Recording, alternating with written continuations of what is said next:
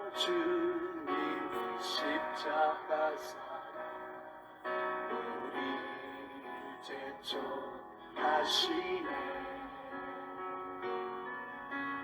오늘 들고 예루살렘 향해 일어나 너 거침없이 나아가라. 영원한 주님의 십자가 사랑 우리 제촉하시네. 고린도후서 5장 17절의 말씀을 본문으로 사람이 근본적으로 질적으로 변화가 될 수 있을까요? 하는 문제입니다. 자, 오늘과 내일 두 번에 걸쳐서 말씀을 나누고자 합니다. 인간적으로는요, 변화를 받을 수가 없다. 거의 불가능이다. 라고 저는 그렇게 생각합니다. 평생을 이제 40년 이상 목회하면서 수많은 사람을 한번 가르쳐 봤습니다. 그런데 제일 힘든 게 뭐냐면, 사람이 근본적으로 안 바뀌구나 하는 것들을 굉장히 많이 보게 됩니다. 자, 그런데 성경은 예외적으로요, 근본적으로 사람이 바뀌는 경우를 보여줍니다. 그 대표적인 인물이 사도 바울입니다. 사도 바울은 완전히 예수님 믿는 사람을 죽이는데 앞장서다가 다마스커스, 시리아의 수도인 다마스커스로 가다가 부활하신 주님을 만나서 전 인격이 바뀝니다. 그래서 바울이 고린도전서 15장 31절에 나는 날마다 죽노라. 바울은 날마다 자기가 죽는 것을 자랑합니다. 그 다음에 갈라디아 2장 20절, 그런즉 내가 그리스도와 함께 십자가에 못 박혔나니 이제는 내가 산 것이 아니요 내 안에 그리스도가 사신 것이라. 갈라디아 2장 20절을 사도 바울 종교의 극치절이라고 말합니다. 클라이맥스. 그러니까 사도 바울이 이 깨달은 가장 깊은 자리에 들어간 것을 갈라디아 2장 20절로 봅니다. 그래서 바울의 여러 문헌에 보면 바울이 나이 많아서 잘 안 보이니까 그 갈라디아 2장 20절을 큰 글씨로 글을 썼다. 안 보이니까 크게 썼다. 뭐 이런 문헌들도 나올 정도예요. 그리고 더 결정적인 거, 오늘 본문 고린도후서 5장 17절. 그런즉 그리스도 안에 있으면 새로운 피조물이라 이전 것은 지나갔으니 보라 새 것이 되었도다. 그런즉 그리스도 안에 있으면, 이때의 그리스도는 부활하신 그리스도를 말합니다. 부활하신 용광로, 그리스도라는 용광로 안에 딱 바울이라는 자기 자신이 들어가 버리니까 바울은 형체도 없고 바깥에서 보면 그리스도만 보이고, 그리스도라는 거대한 용광로 안에 탁 들어가 버리니까 자기의 모든 것들이 변화되어서 질적으로 새로워진 변화된 사람이 되었다. 그때 새롭다라는 단어가 질적인 새롭다는 뜻입니다. 그래서 헬라어에는 새롭다라는 단어가 두 단어입니다. 두 단어. 마가복음 9장 17절에 보면 새 술을 새 부대에, 이럴 때에 앞에 새 술 할 때 새자와 새 부대에 할 때 새자는 다른 단어입니다. 뭐 영어는 방법이 없으니까 new라는 단어로 그냥 쓰지만은 헬라어는 딱 정확하게 구분합니다. 앞에 있는 새 술이랄 때 새자는 네오스라는 단어입니다. 뒤에 새는 카이네라는 카이노스라는 단어를 쓰고 있습니다. 그러면 질적으로 앞에 있는 것은 시대적으로 새롭다, 시간적으로 새롭다 이 말이에요. 그러니까 작년에 담그었던 포도와 올해 거는 다르다는 거예요. 작황이 다른 거죠, 그죠? 비를 맞은 거나 햇볕을 쪼인 일조량이 다 다르잖아요, 그죠? 맛도 다르고.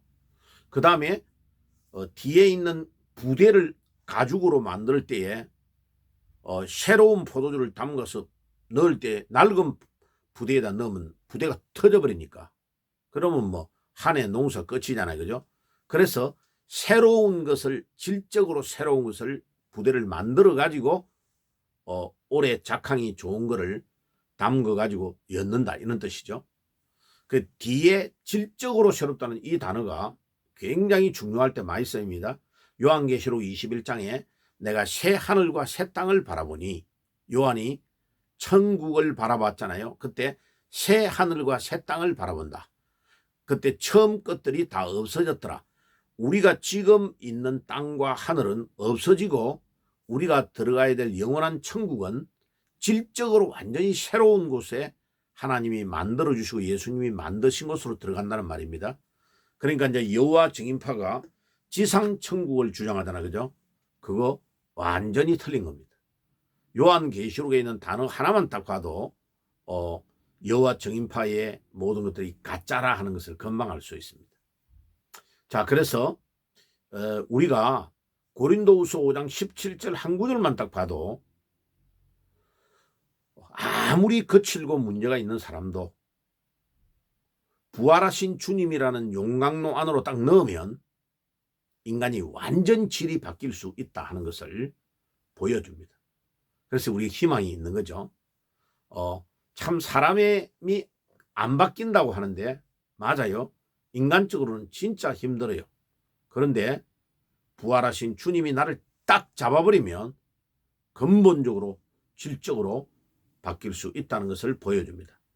그래서 이제 오늘과 내일에 걸쳐서 사람이 질적으로 바뀌려면 어떻게 해서 바뀔 수 있지 하는 것을 예수님이 이 땅에 오셔서 공생의 사역을 할 때에 가장 가까이에서 동거동락하며 잠자고 생활을 같이 하면서 변화된 제자들을 통해서 중요한 교훈을 받아서 이것을 우리의 삶에 적용하려고 이 메시지를 주는 겁니다.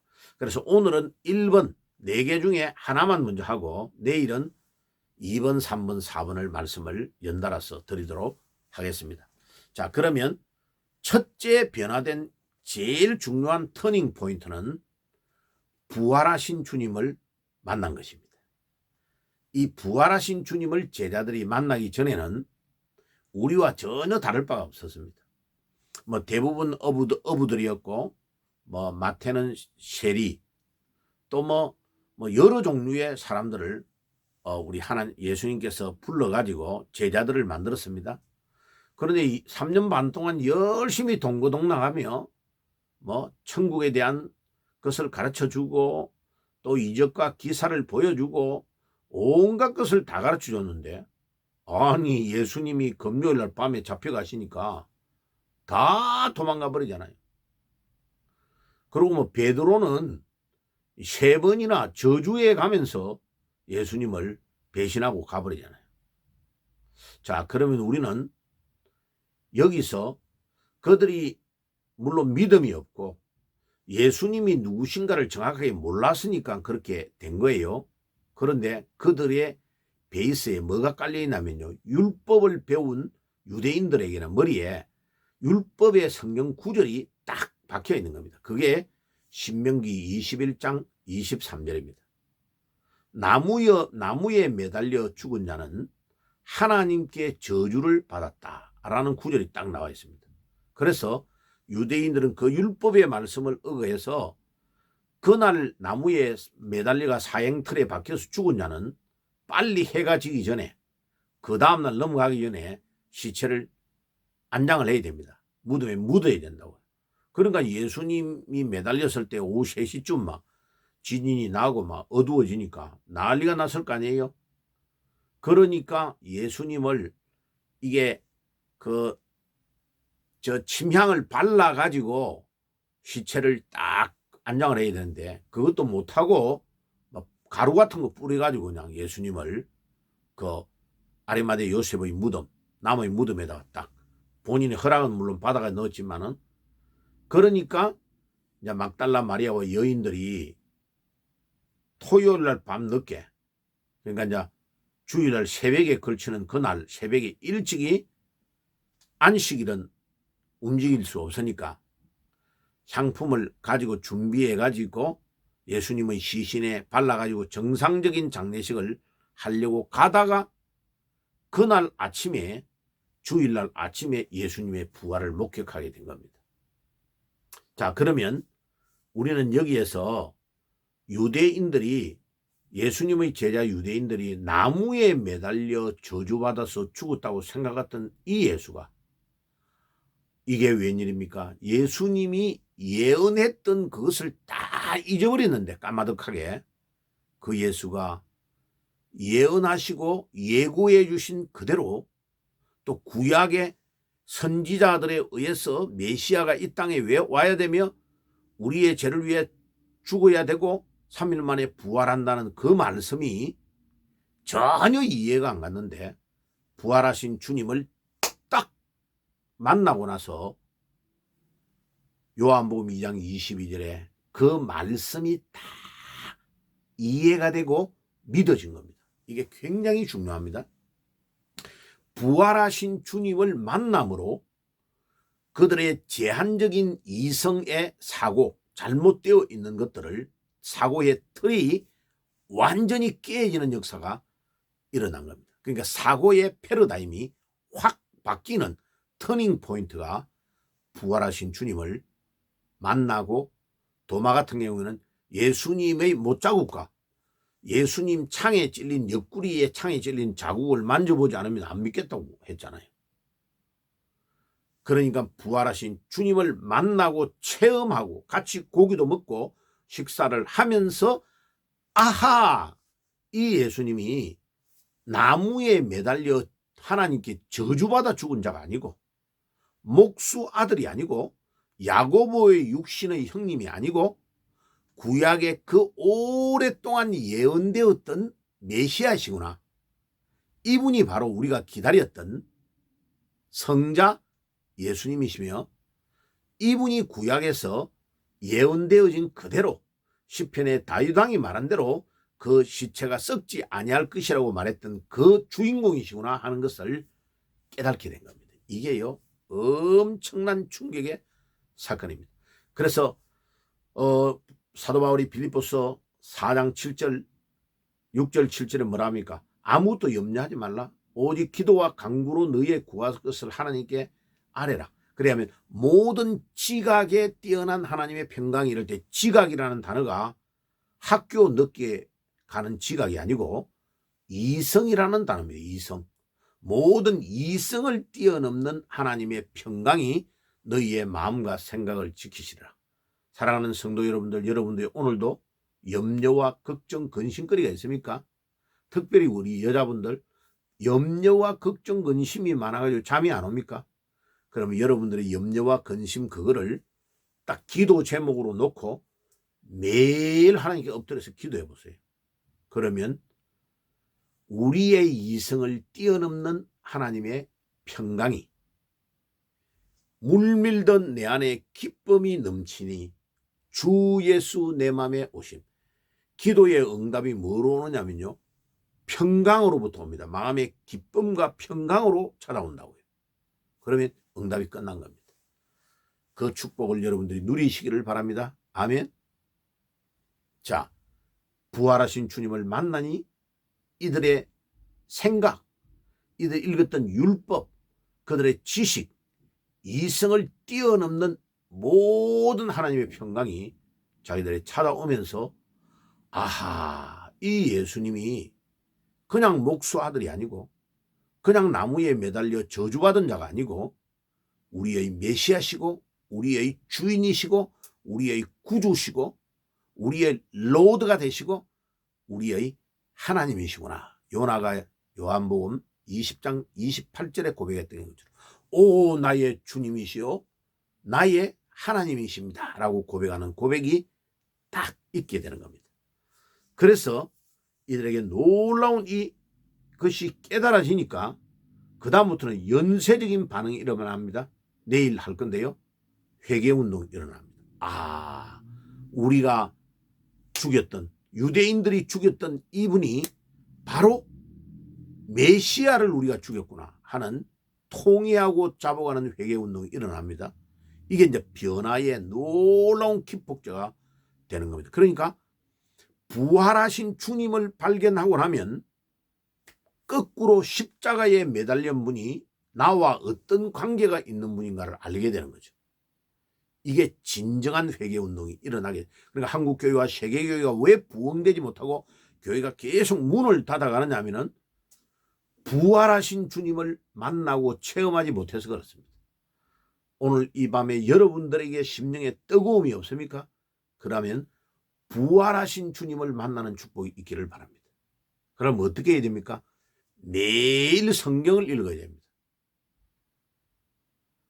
왜 제가 부활을 체험하려고 하면, 부활의 신앙을 체험하려고 하면 가지려면 어떻게 해야 되는가 유튜브에 올려놓은 거 있습니다. 여러분들 꼭 밑에 내려가서 찾아서 들어보세요. 그림까지 다 그래가지고 칼라로 제가 보여주고 있습니다. 왜냐하면 2000년 전에 제자들이 예수님의 부활을 체험하지 못해가지고 실망과 시리에 빠져서 완전히 다 도망갔단 말이에요. 그런데 그 부활하신 주님을 딱 만난 거.